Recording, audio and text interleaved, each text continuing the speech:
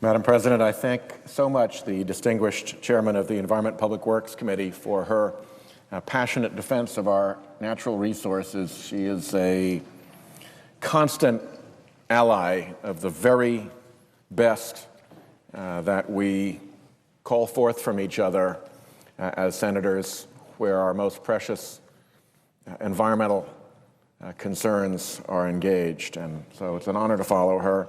And before I yield the floor to the very distinguished senator from New Hampshire, who's already made such a wonderful impact here in the Senate, I just want to say a few words about the President's new budget. Across the country, families sit at their kitchen tables and talk and make tough choices about their own family budgets, about what they can afford to spend, about what they have to save, what will they do when it's time for the kids to go to college, what will they do if the car breaks down, what will they do if an elderly parent becomes ill. How will they use their finances wisely to plan for the future? This year, those choices for American families are more difficult than ever. We've got families in Rhode Island, as I'm sure we have across the country, fighting to save their homes, to save their jobs, to save their health care. The bills pile up, and all too often, there's not enough to pay them. Well, our country is in a deep hole, too, but I would like to remind my colleagues that it was not always this way. In January of 2001, when George Bush became president, the Congressional Budget Office, which is the nonpartisan accounting arm of Congress that does our budget outlook on a regular basis, they projected that we would see surpluses straight through the decade.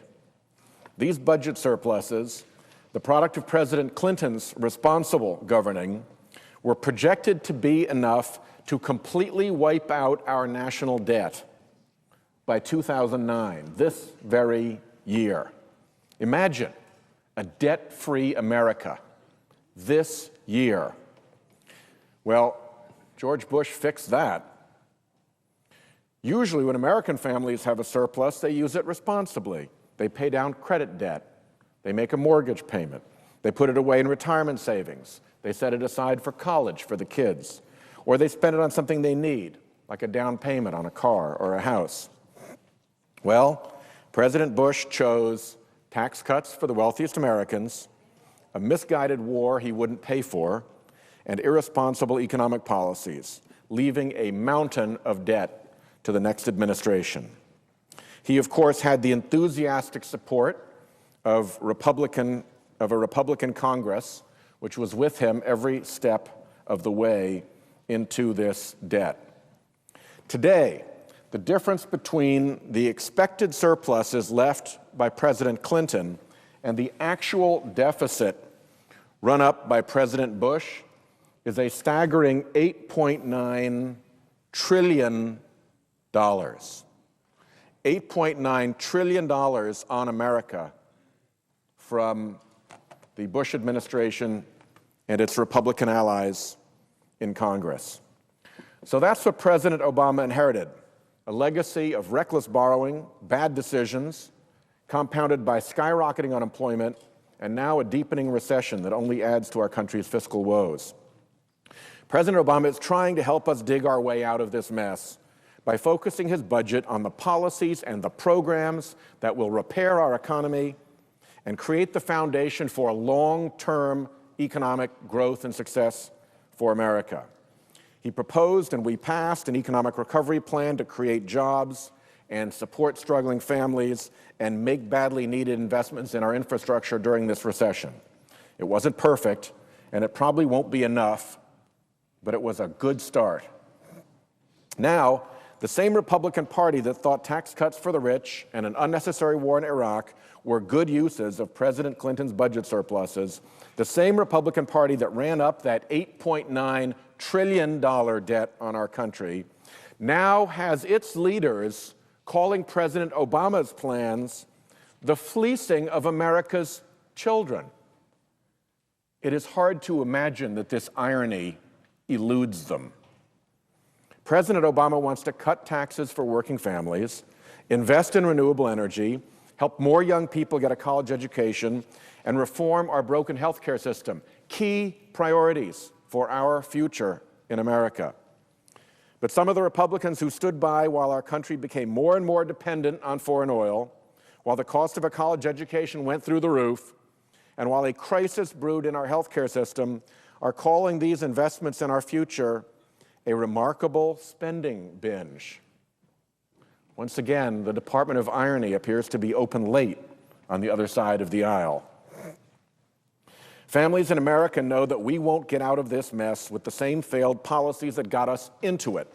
It is time for new priorities, and that's what President Obama's budget offers.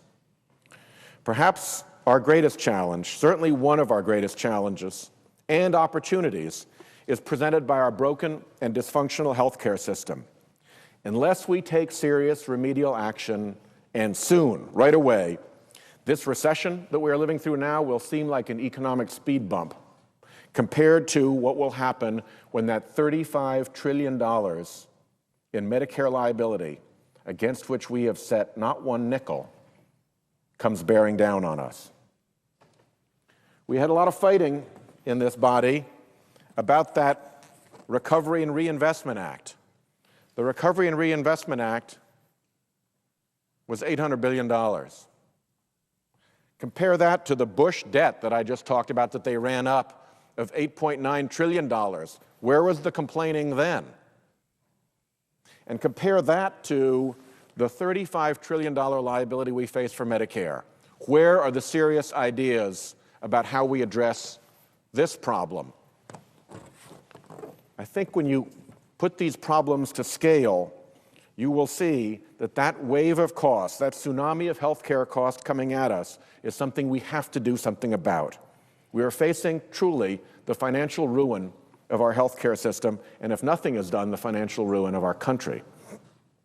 Every one of us should share the goal of making sure that health insurance coverage reaches every American.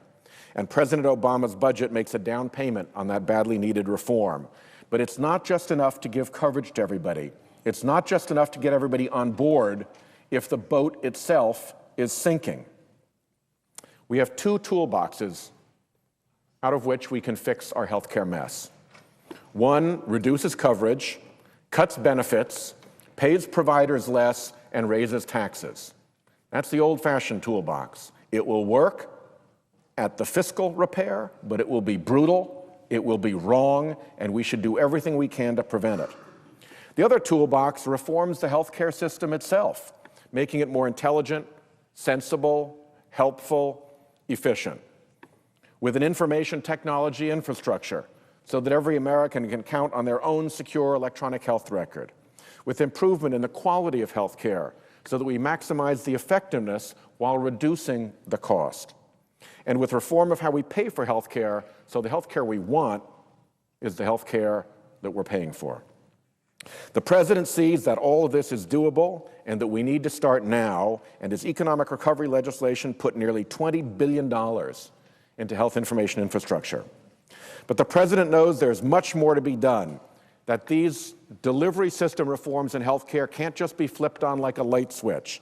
They'll require complex workforce, regulatory, and infrastructure changes, and then those changes will have to be implemented and administered. It will take some years, and we need to start now. The Obama budget starts us on that course to fix our broken healthcare system. I find it unfortunate that our Republican colleagues don't seem to appreciate the seriousness of these problems and have become a chorus of naysayers with no solutions. It's time to pass a budget that lives up to the expectations of the American people. I hope we will. I thank the chair, and I yield the floor.